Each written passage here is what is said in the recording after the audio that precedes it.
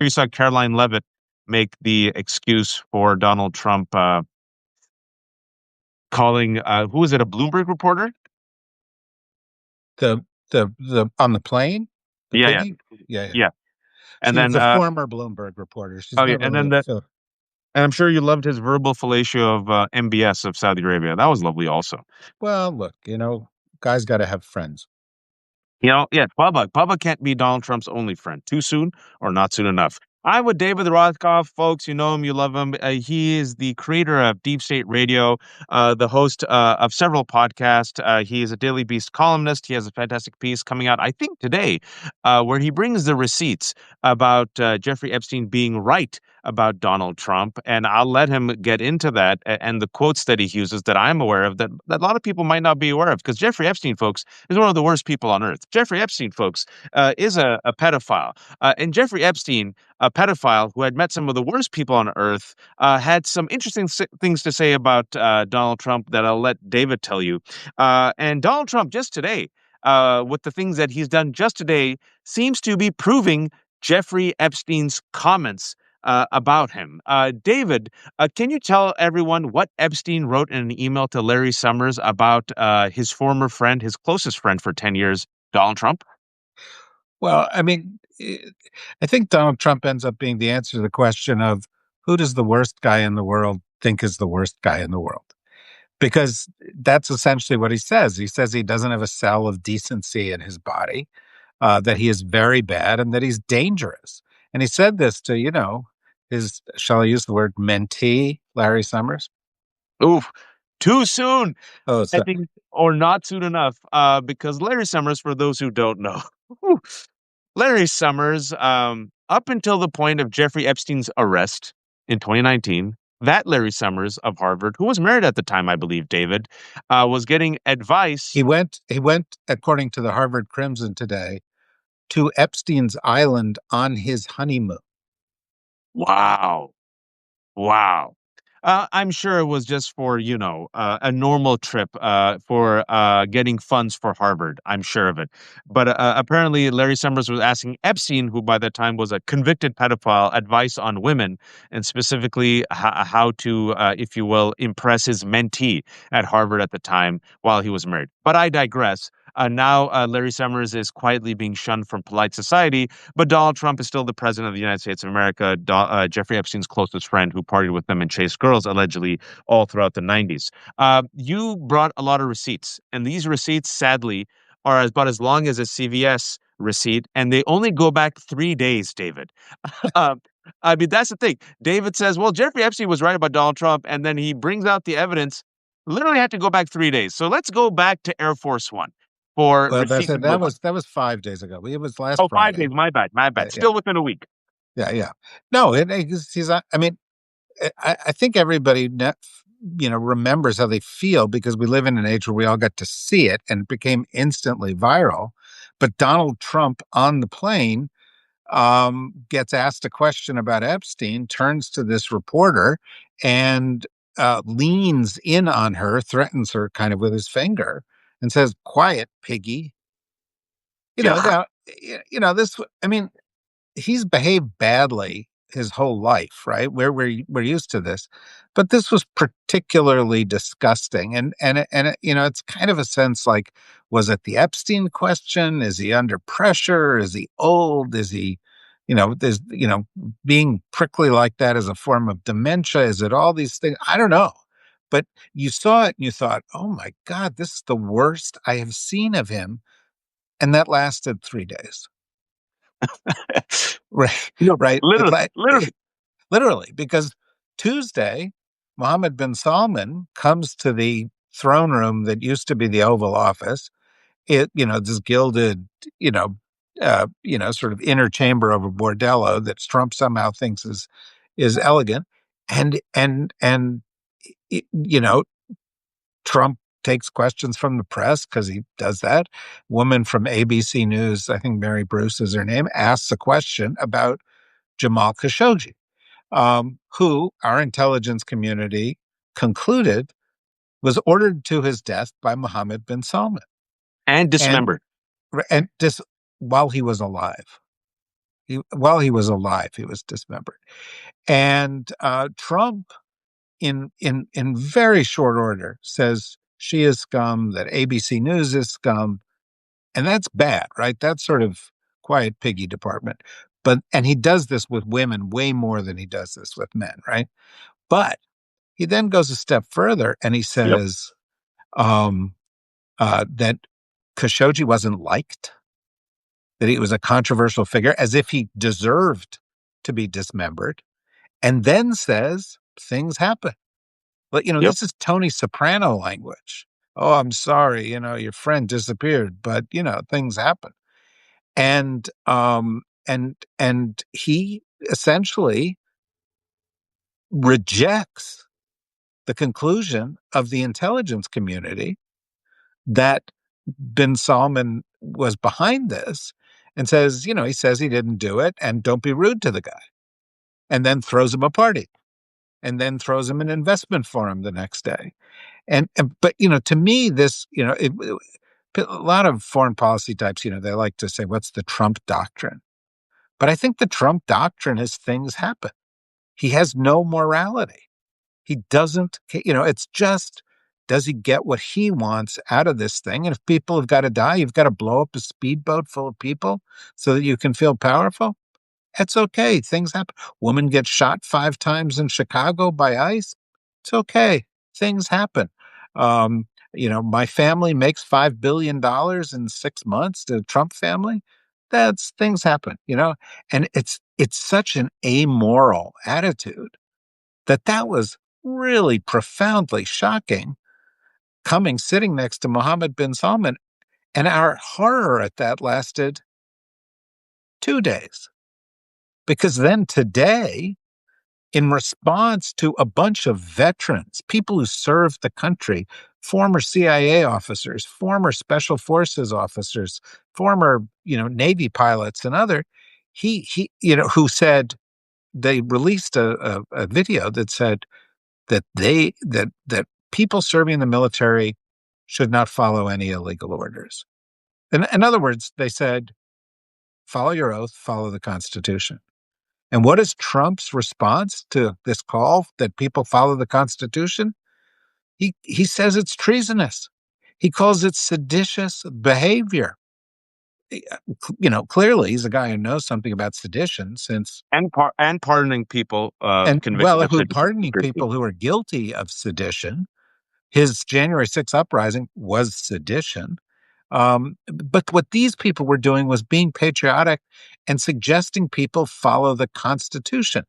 So he criticizes them, right? Well, that's not all he did. He said they should be put to death. Yep. That's bad. It's particularly bad 2 days after he has somebody in the Oval Office who puts his opponents to death. He's embracing this idea that the worst autocrats, he is starting to make Viktor Orban look like Daniel Webster. He's starting to make him look like, oh, well, he's a little autocratic. Trump's embracing the worst autocrats. And, this is since last Friday. Today's only Thursday, so there's still tomorrow. But And there's still tonight. There's still yeah, tonight. It's only 4 p.m. well, yeah, exactly. But I would say it's all bad, right? But there's something worse about it. Maybe you talked to Mary about it earlier, but because I've seen she's written some things about it. And But she says hello, by the way. well, I say hello to her, and congratulations on a wedding and everything. But the one other thing that I would add, which is, um, he's doing this for a reason. He's becoming more raw for a reason. Yeah. Is it because his poll numbers are down? Is it because people are starting to realize he's a lame duck? Is it because the Republican Party is fracturing under his feet and he was essentially unanimously reprimanded by the entire United States Congress this week on Epstein? Is it because he sees his own political mortality, his own mortality, because he's an old guy and he's slowing down and he's not going to be? I think it's all those things. But they're all going to get worse in the year ahead, That's right. right? The economy is going to get worse. His poll numbers are going to get worse. He's going to get closer to the end of his term. His opponents, J.D. Vance or Marco Rubio or Ted Cruz or Kristi Noem or whoever it is that comes out of the woodwork, they're going to have to start raising money. They're going to be there. He's not going to be the centerpiece of the party. And what is he going to do? What is he going to do when he faces a Congress that, if it does its job, will impeach him again? How bad will it get? Well, we've seen this week that it goes as far as things happen. People can die. I can break the law. Anything can happen. And I look ahead to 2026 and I think we've got to be prepared for a Donald Trump who makes the one we saw this week look like the good old days. It could get much, much worse. I've said a lot to unpack there, but I have said that he is and no disrespect to rats, he is a cornered New York City sewer rat, and a cornered New York City sewer rat that is also sociopathic and nihilistic and doesn't care about anyone but himself will chew through anything and everyone to survive. Think you're seeing that in the last couple of days where he turned on Marjorie Taylor Greene, he turned on Thomas Massey. Today, these are very dangerous posts, folks, that we should not take for granted because there's been 10 years worth of stochastic terrorism where Donald Trump puts his sight on his enemies, whether they're poll workers, whether it's the press, the media, whether it's law enforcement, whether it's educators and doctors, and members of his base then go and commit or try to commit acts of violence. There's Cesar Sayoc, who's literally in jail and who had a hit list of all of Donald Trump's enemies. We saw the violent insurrection, January 6th, 1,600 people. Some of them had violent records. Some of them came to go literally kill Nancy Pelosi and Mike Pence. Some of them were convicted for seditious conspiracy, like the Oath Keepers and Proud Boys, right? They came there literally to overturn a Right. free And and fair Stuart Rhodes, the head of the Stuart Oath Rhodes. Keepers, 2 days ago or a week ago said, "We're here. We're I ready. read that. Call upon us." Yeah, and so when he says, "Go get them, folks," this is not just, nothing's going to happen. This is him giving the green light for David DePape, the man who tried to go kill Nancy Pelosi and saw Paul Pelosi instead, who hammered, and Donald Trump with the diaper on his head after he survived his assassination attempt, mocked him. And then Charlie Kirk, that saint, told his viewers that we should pay for David DePape's bail. This is what we're dealing with, an increasingly violent, authoritarian, Well, right-wing movement. do you remember when Charlie Kirk was killed? What is it, like 10 years ago? Because it seems impossibly a long time ago, right? And what was the Republican line then? The Democrats are responsible for an atmosphere of political violence in the United States of America. And today you have the president calling for the death of serving people in the Congress because they want to follow the Constitution. Who's responsible for the political violence in America? Well, we knew before. It's primarily the extreme right wing. But who's the agitator, the instigator? This is something we've never seen. Yeah, The sorry, but instigator is the president of the United States. The the person, instigator, and it's yeah. been happening with the violent insurrection, David. It's like this is what really I feel like banging my head against the wall because I keep the receipts is the United States of amnesia, the complicity of corporate media, the both sides, they can get away literally for a month inciting violence against the left, Antifa. They keep saying they. I'm like, who's the they? It's Tyler Robinson allegedly, right? Stephen Miller came out and said it. The right wing said it, right? Blaming the left. Let's Charlie Kirk did politics the right way. All these establishment Dems come, centrists come, they wag their finger at me and other people. And then Donald Trump, literally the commander in chief, incites the violent insurrection, says that we're evil. Just last month, he said Democrats are evil.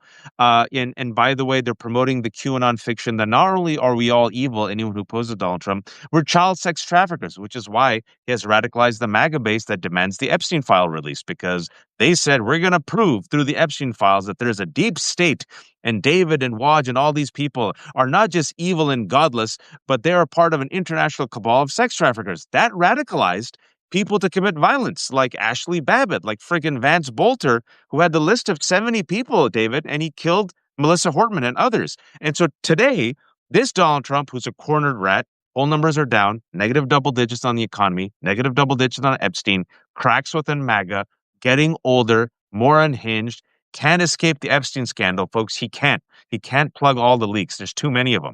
Can't escape the economy. I completely agree with you, David. It's going to get worse. Is now coming out right and saying, kill him, sedition, hang him, right? And then to go to your point of where he's going to go, what I've predicted, David, and I want to be proven wrong on this for the sake of our country. I've paid attention to Stephen Miller and Trump.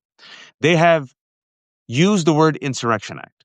When Donald Trump was asked recently, just a couple of weeks ago, will you invoke the Insurrection Act? He didn't say no. In that same follow up, he was asked, will you pardon Ghislaine Maxwell? He didn't say no. Pam Bondi didn't say no when it came to the Insurrection Act. I took him literally and seriously, David, last year, almost a year ago, 13 months ago, when he said, I will unleash the National Guard against the enemy of the people. We have massed armed ICE agents. We have the military. We have the National Guard in our streets. It's been normalized. Violent insurrectionists have been pardoned. It's been normalized. And Donald Trump, as he's cornered, my fear is he will say, Antifa's here, Tren de Aragua's here, there's drug traffickers. By the power invested in me, I have to keep America safe. I have to declare martial law. I have to punt the elections. And don't you worry, once I crush these terrorist threats, then we will have, inshallah, free and fair elections. I think that we can go there. I don't think that is a reach, but you are smarter than me and older than me and wiser than me. Tell me that I'm wrong. First of all, every time I'm on your show here, you say I'm older than you. I think it's entirely unnecessary. Yeah, but I'm going to attribute it. I'm going to attribute it to your insecurity, not my age. I think it's to your wisdom. I say that you're the Gandalf. I'm just merely Bilbo. Okay. Well, Gandalf the Wise, Gandalf the White, whatever he was called. Yes, that's where I am at this point. I got to tell you, I think it's worse than you say it is. And I think you've described a likely scenario. One of our podcasts each week is called Words Matter, which I do with Norm Ornstein, right. every week, and he's a great wise guy. And he was talking about the Insurrection Act just today on that podcast for the same reason that he thinks Trump could declare martial law. He could round up his enemies. He could do worse than he's done. He will learn from the mistakes, the idiotic mistakes he's made in the Comey case and these other kinds of things. That's bad. It's really bad. And, while I think there probably will be an election. I think probably the Democrats will win. Nobody who is listening to your podcast right now or that's listening to this Substack Live right now believes for sure that there will be an election. Think about that. No one is sure. And we've never been at that place in America.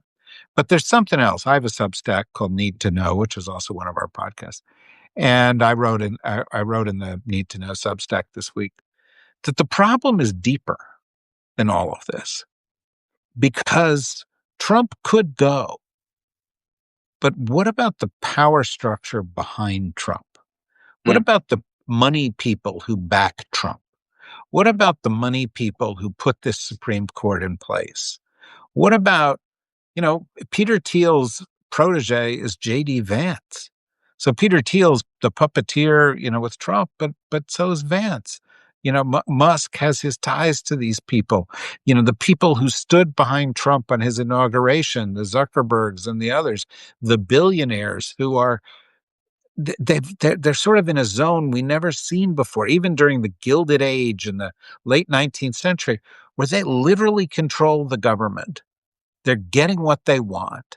Election laws have been rewritten so that they determine, you can't be president. If you decide, and many people listening now would say, well, it'd be great if Waj ran. If you ran for president, you have to go raise $1 billion. That means that while we will talk all they want about primaries and all this other stuff, there's a money primary that happens before all those other primaries. And the people, the money primary, walk into a room and say, can I raise $1 billion? And if you can't raise $1 billion, you're out. And so these people have rigged the system to where it is now. Greatest inequality in American history, low taxes for them, high taxes for us, declining services to us, healthcare and all this other kind of stuff. And here they are. and they've ridden the Trump train, and the minute they think the Trump train is the end, they'll go find somebody else.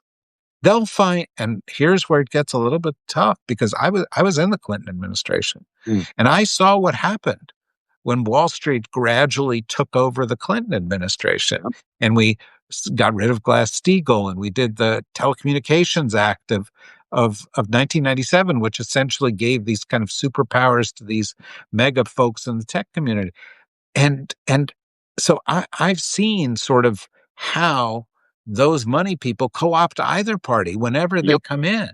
And so I don't want to sound like some crazed radical here, but there's a reason that the people of New York City and the people of Seattle, sort of two of the most intellectually active places in the US, have both elected a socialist mayor in the past couple of weeks. There's a reason. This system is broken. American capitalism destroyed American democracy. You said American capitalism destroyed American democracy. Yeah, I absolutely agree. It's something that on the left took. I've been saying, in fact, I said it yesterday, and the quote that I use is this great George Carlin quote. It's a big club and you ain't in it. And you alluded to some of the examples is at the end of the day, when it came to embracing Mamdani, vote blue no matter who, generational talent, they threw everything. And I'm talking about the Democratic establishment. Yeah. They threw everything, and a Bill Clinton, and a Larry Summers, and a James Clyburn, and a Bill Ackman, and AIPAC, and New York Times to destroy him. And folks, the date right now is November 20th, and even now, Chuck Schumer and Gillibrand have not embraced him. And I have said before, David, I don't know if I've shared this with you because it's been, I think, 2 months since we've talked, but increasingly, looking at the people, listening to people, listening to young people, seeing the trends, I don't think young people give a shit about Democrat or Republican. They're like, are you helping me? Which is why you have as many Democratic socialists now as you have as MAGA. And the reason why a lot of people, I know this is painful to hear because Donald Trump is such a bullshit artist and he's part and parcel of the establishment. He ran as an anti-establishment candidate. He said, everything's rigged. I know these people. I'm a beneficiary of the system. I'll bulldoze it. They're like, yeah. And a lot of people who voted for Trump, voted for AOC. A lot of people voted for Trump, now voted for Mamdani. And this is what you said, something that I had said. So I had written this, and I wrote an article, and then I saw that you read it. You said the same thing. I'm like, this is why I like David. I use the words Vichy Democrats, and you use the words Vichy Democrats. Can you explain to people about the Vichy Democrats and how they're part of this problem? Well, yeah, because it's something I've been seeing now for 30 years because I'm so old in Washington, D.C. And you know, it goes. Why, sir? Well, I mean, yeah, wise, exactly. But the reality is, you know, I mean, the Vichy Democrats is a reference to the Vichy French, right? So when the Nazis came in and they attacked France, there were a bunch of French leaders, including, you know, some World War II, World War I heroes, who said, okay, we'll go along with the Nazis. You know, and they set up a fake government that was a puppet government of the Nazis called the Vichy government in the city of Vichy. And there are a bunch of Democrats who sell themselves as centrists and moderates and so on and so forth, who are on the speed dial of Bill Ackman and Jamie Dimon and all these other people. Chuck Schumer is one of them. And that's, you know, they went after Mamdani 15 different ways. They didn't go after him because socialism. They went after him because he didn't need them. They went after him because he ran a campaign in which he said they're the problem. And in the past, most Democrats wouldn't dare do that. And frankly, they went after him because that's the reason he won the election.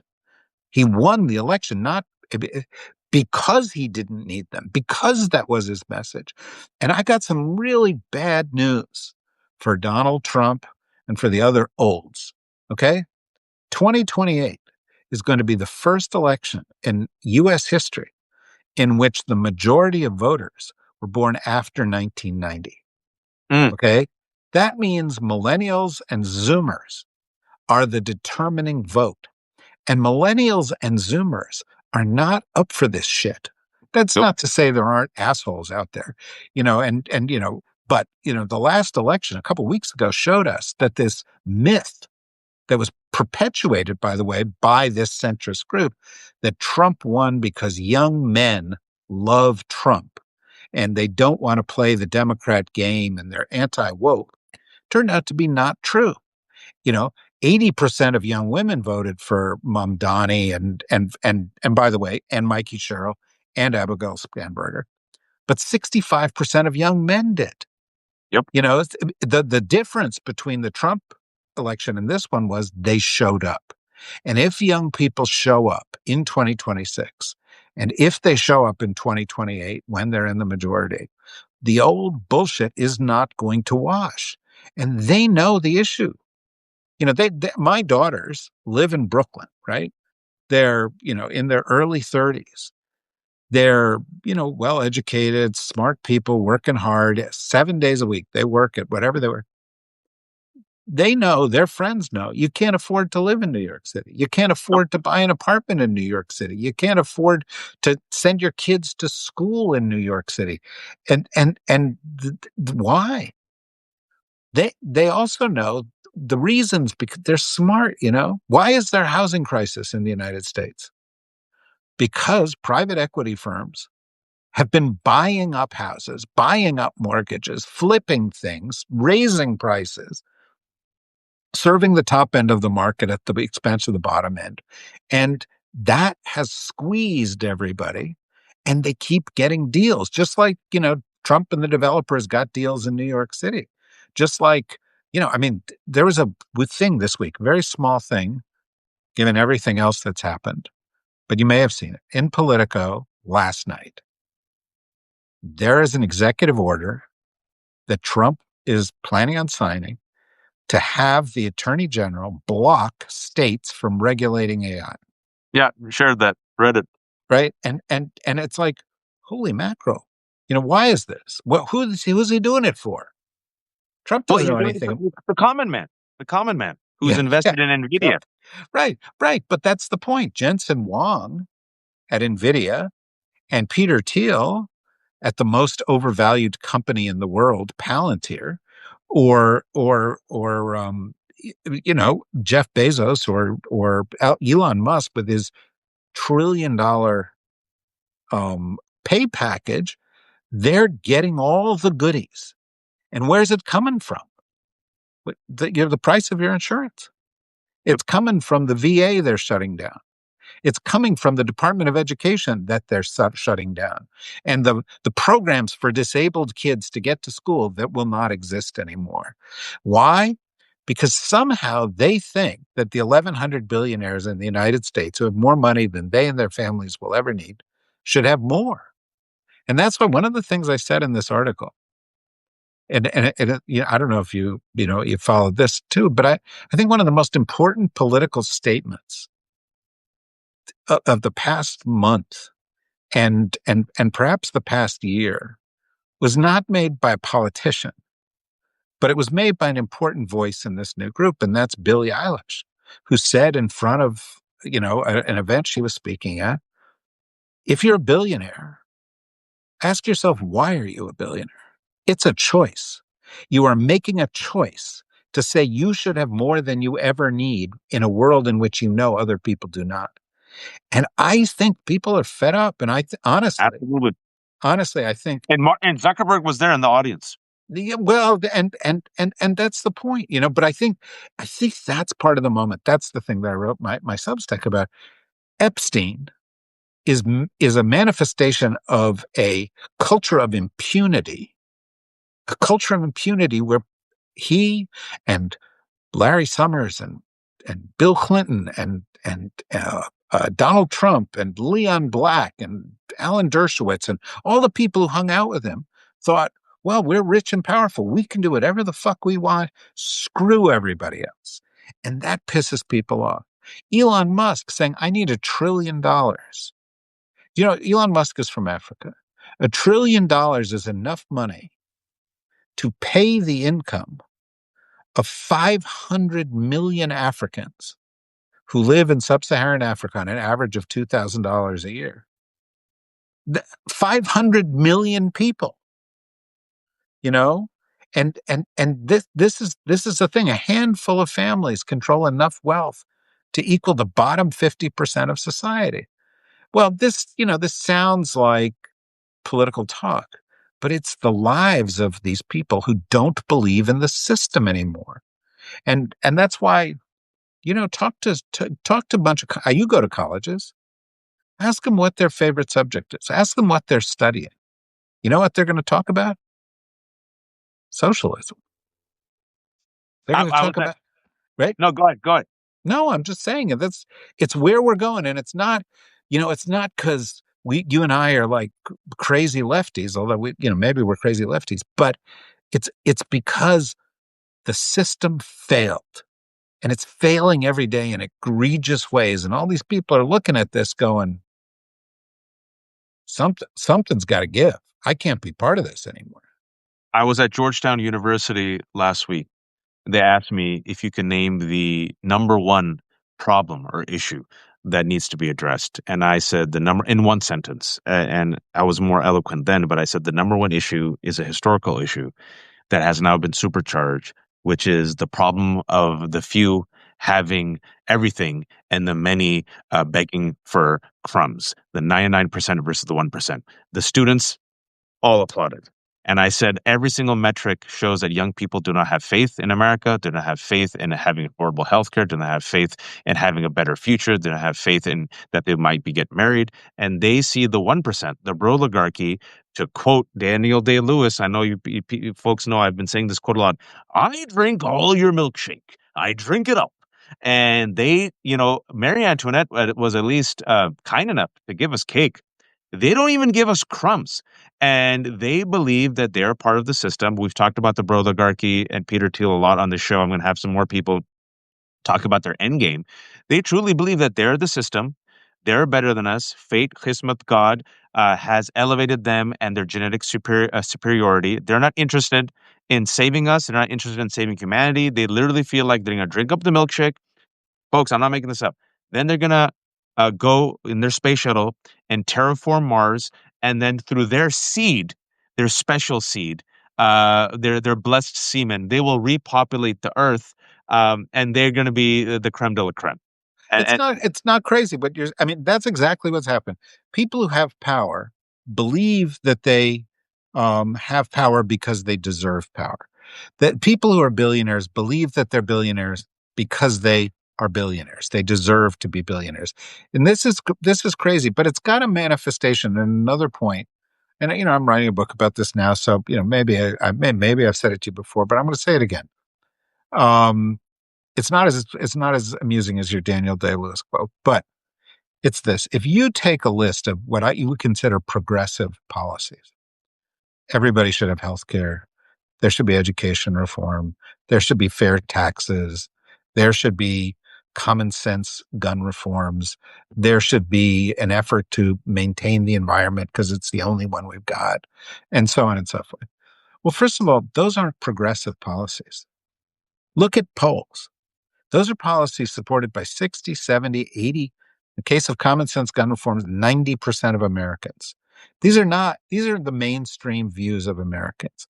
So I go back to my point about how American capitalism destroyed American democracy. yep. If 60, 70, or 80% of Americans support these things and they can't get passed through the Congress, then the system isn't working the way it's supposed to. It's broken. It means that the 10% who opposed them have more power than the 60, 70, or 80% who support them. Well, maybe that's how it's supposed to work. Maybe the system is working exactly as it was designed to work. To some degree. To some degree, I'm sure you're watching Ken Burns' The American Revolution, Yeah. right?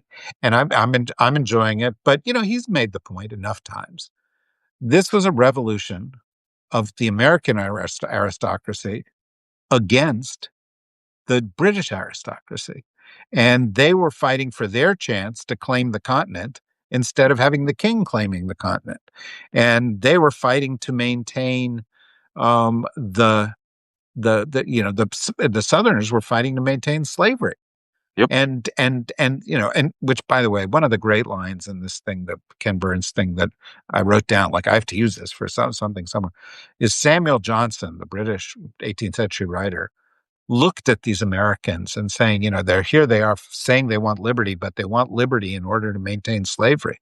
And he wrote this very scathing summary of them. He called them a bunch of things, but one of the things he called them were these lords of me, Mm, and that, in some respects that resonates. And it that's a great book resonates. title. It's a That's a good great book book title. title. That's what I wrote down. But it's just, we're in a place where, um, every so often in history, the super empowered overreach. Sometimes it produces a revolution. Sometimes it produces reform. In the 19th century, at the end, there was the Gilded Age, and it produced Robert La Follette in Wisconsin. It produced Eugene V. Debs. It produced Teddy Roosevelt and trust busting. It produced a bunch of things because these people were overreaching. Um, and it's producing it now. And I was watching another thing on TV, um, the uh, the very good show Death by Lightning. I don't know if you watched it, but Oh, it's on Netflix with the it's assassination of Garfield, right? Garfield, right? Yeah. Yeah. And, no, President Garfield, not Garfield the cat. Yeah. And so so I'm watching this, and all of a sudden I start doing a deep dive into all these 19th century presidents, and I found this amazing thing. As this Gilded Age was starting, the president before Garfield was a guy nobody thinks about, Rutherford B. Hayes, the most boring president in history. And after he left office, Rutherford B. Hayes, in the early 1880s, watching John D. Rockefeller and Carnegie and all these people rise up, he said, if we continue to be a country where the super rich, he didn't use that term, have disproportionate power, we'll fail as a democracy. Now, Alexander Hamilton said this. Judge Justice Brandeis said it. FDR said it. People are saying it now.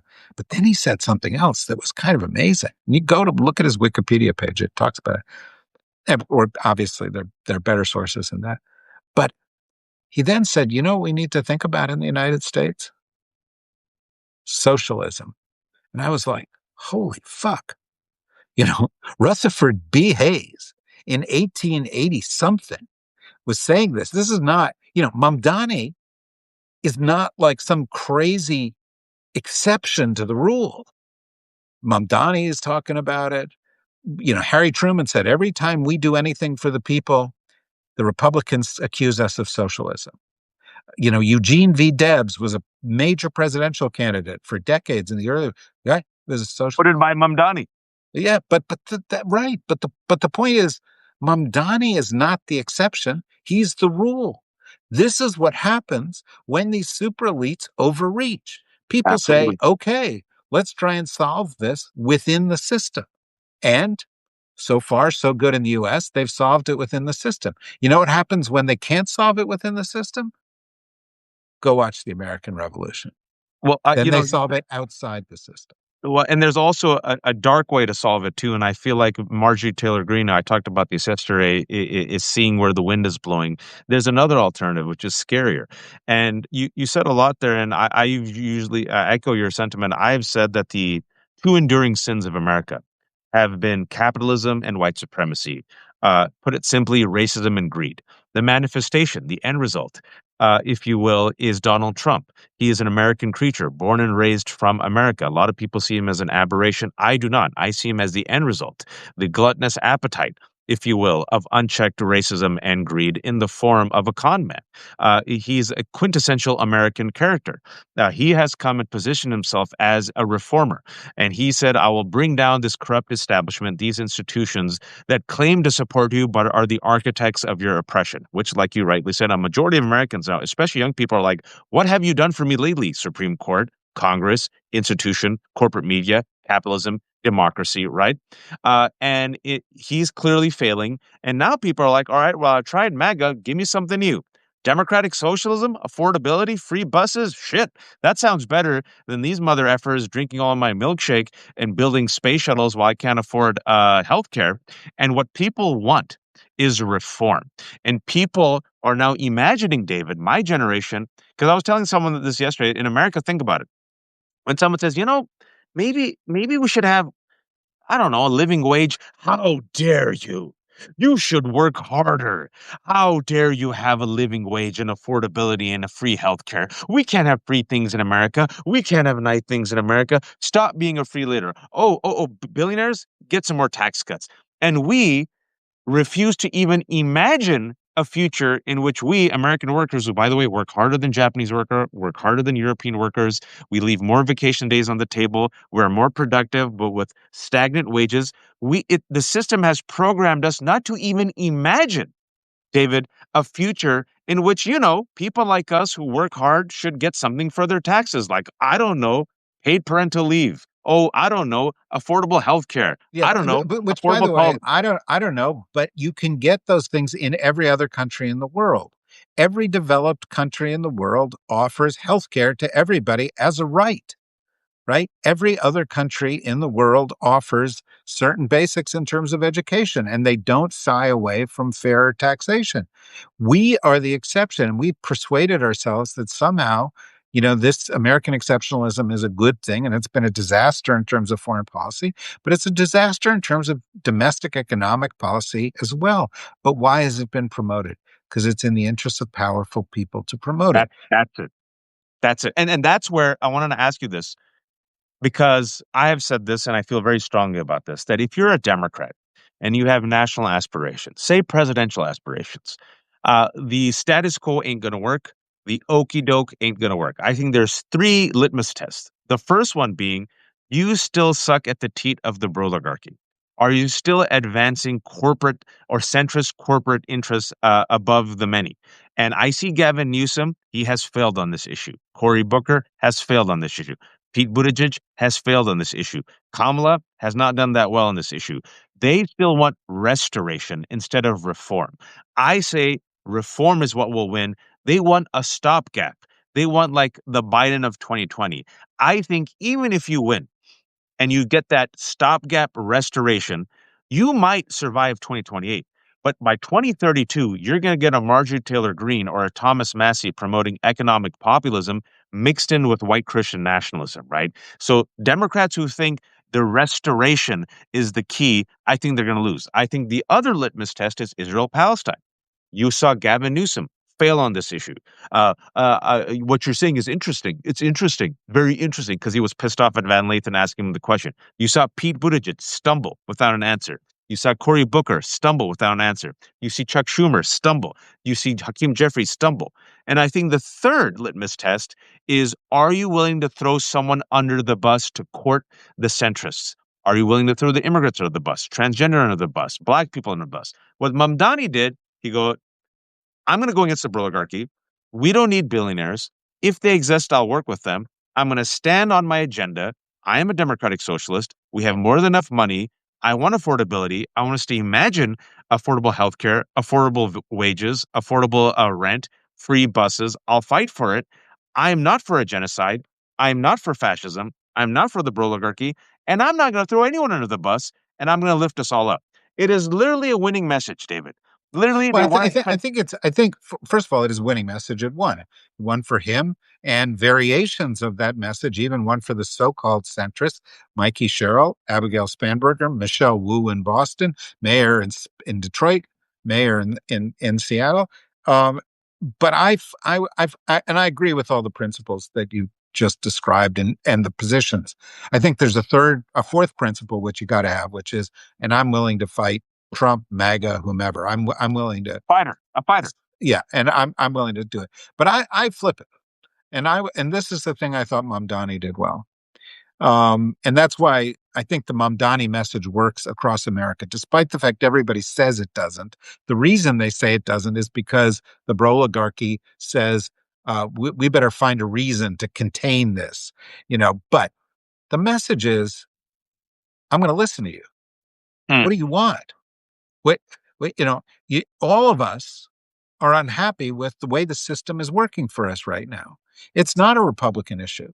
It's not a Democrat issue.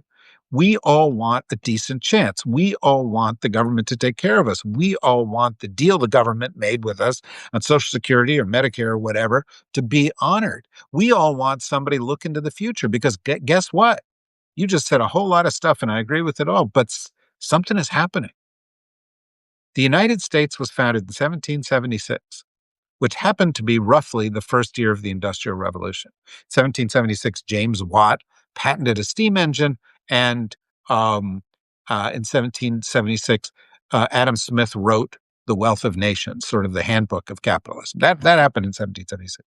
We had a couple of hundred years, 250 years now, to um, uh, uh, learn how we're going to deal with that. We're in the middle of a revolution right now in terms of AI that is going to change the social contract in the most fundamental ways in the next 5 to 10 years, not in the next 250 years. It's going to happen so fucking fast.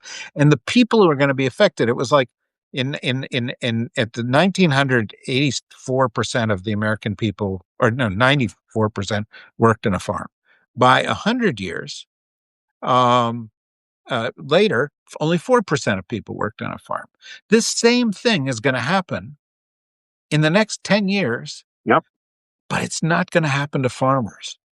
It's going to happen to lawyers and radiologists and teachers and bankers and people who are all in that soft part of the middle where AI is really good at doing their jobs. And there's going to be a question in this dislocation. What is the government going to do for them? And if you don't have a fucking answer to that question, you are not playing in this game. And Elon and Thiel and Mark Andreessen and all those guys, Zuckerberg, they're like, leave it to us. We've got this. We'll take care of you. But we know they will not, because we've seen that their focus has been on making $100 billion or $200 billion and not Lords on of meat. improving. Pardon me? Lords of meat. They'll be fine. They are lords of me. You're going to convince me to make that the title of this book. But Fantastic title. but this is the book really. I shouldn't say this because I'm writing it now, but the book is about the boomer presidents: Clinton, Bush, Obama, Trump, Biden. And Clinton, Bush, and Trump were all born in 1946, the beginning of the baby boom. They've dropped the ball. Yeah. My generation dropped the ball. Plenty of the people listening to this are in this generation. Boomers did a lot of good things. But when we took over, when I was in the Clinton administration, we took over in 1992. There was no Cold War. We were the richest, most powerful nation on earth, and there was nobody questioning it. When Trump leaves office, that will not be the case. We will not be handing the baton to the next generation as the prior generations have throughout the history of the U.S., saying things are better off now. And that's the thing that the Zoomer and millennial group knows. They know they're getting a raw deal. The American dream, it was sold off to the highest bidder. And they've been screwed. And that's why your message, reform, creative reform, some cases dramatic reform, is absolutely critical. Now there's an opportunity because Trump's blown everything up, like the East Wing. He's done that to the rest of the government. So we now get to build. But if we don't put in people who are creative, if we get the Schumers and the whatever coming in and saying, hey, let's make it like it was with Joe Biden, then you're absolutely right. 2032, you're going to get some crazy lunatic, white supremacist, Christian nationalist alternative. And we're going to be right back in this soup. And we're going to be worse, because what's after Trump, folks, is even worse. J.D. Vance and Nick Fuentes are even worse. And Peter Thiel has groomed J.D. Vance's entire career, folks. I said that without exaggeration. So this is a moment. I want to end on this because you said something. I think we're at a moment. It's an inflection point in many ways. Young people are waking up. Not just young people, but old people are being radicalized. My parents came here as immigrants. My parents, if you talk to them, David, they'll agree with everything you said. And I can't tell you what my dad said about the oligarchy and what should be done to them. And I said, please don't say this publicly.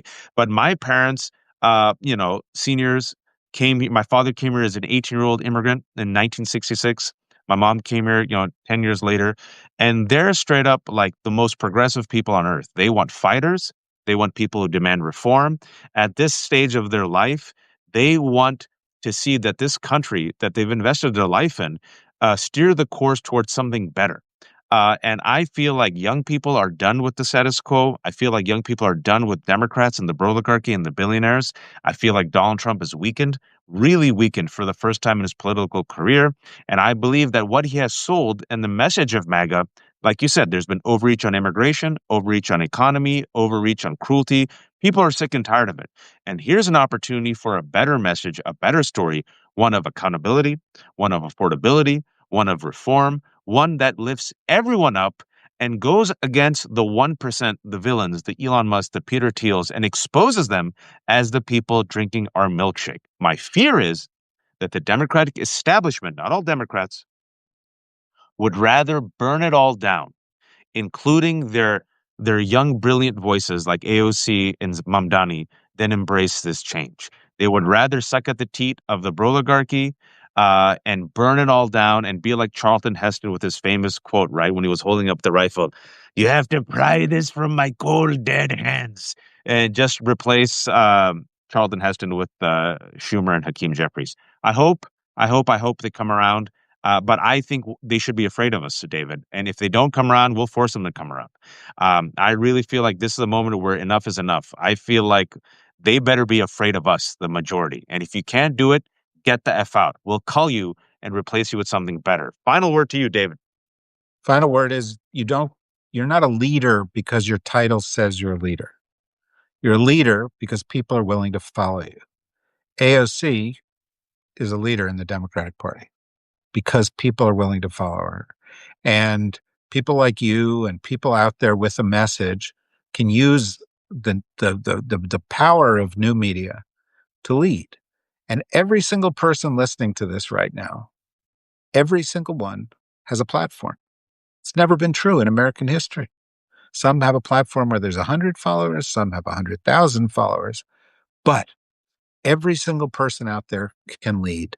And if we all pull in the same direction, then we can write the end of that last chapter and start the new one, which is going to come generationally and has to come for the survival of this country. Or there are going to be a lot of books written called, The Rise and Fall of America. And that is just not something that we have to suffer from. We have a choice right now. And that's why I come and talk to you, because what you're doing is great. And so I hope people will, go and listen to what we're doing at Deep State Radio or follow Substack, Need to Know Substack. And hopefully we can keep the conversation going. Follow David Substack. Go become subscriber. If you subscribe to the left hook, it's called Need to Know. Also, Deep State Radio. He hosts many, and they have a lot of great hosts. Also, he's written several books. There's 2,200 people joining us, which is fantastic. I'll have this up later on my Substack. David will have it up later. We started talking about what Jeffrey Epstein said about Donald Trump, how Jeffrey Epstein, literally the most notorious pedophile probably in history, a man who rubbed shoulders with the worst people on earth, said that Donald Trump was one of the most horrible human beings. And then we did a receipt, just a laundry list of going back only 5 days. And that took up about 30 minutes of the conversation. But then we talked about the corruption of what Donald Trump represents, the reeks, the institutions that have not held him accountable, and how this was a moment of reform. And I hope we made our case. I think we did. And for those who are incapable or unwilling to meet this moment, we have the numbers and we should remove them from power. We can do it. It's a moment. Everyone has a role to play, folks. Everyone has to be 10 toes down for democracy. It is a contact sport because the other side, folks, they're playing for all the marbles. David, thank you so much for your time. As always, Gandalf brings the wisdom. I look forward to talking to you If sooner that than later. if that nickname sticks, you're in trouble. I'm just saying. Gandalf the Grey, who's working on a fantastic book that I look forward to reading. Folks, thanks so much. It's the left hook. I'm a terrible capitalist. Everything's for free. If you can give some money, give it to David. If you have a few dollars left over, I have like 800 kids. Let me feed one of them. If not, everything's for free. just subscribe, share the good news, share the articles. It'll be up in an hour or two, and I'll be up in 3 minutes again with Francesca. So, David, where can they find you next? When are you going live? Well, you can. I'm on Deep State Radio daily every day. I'm on. We do 4 or 5 other podcasts a week, and a Need to Know podcasts, and they can find me there. Or I'm a columnist for the Daily Beast, and you can find me every couple of days there. And when's that new column coming out?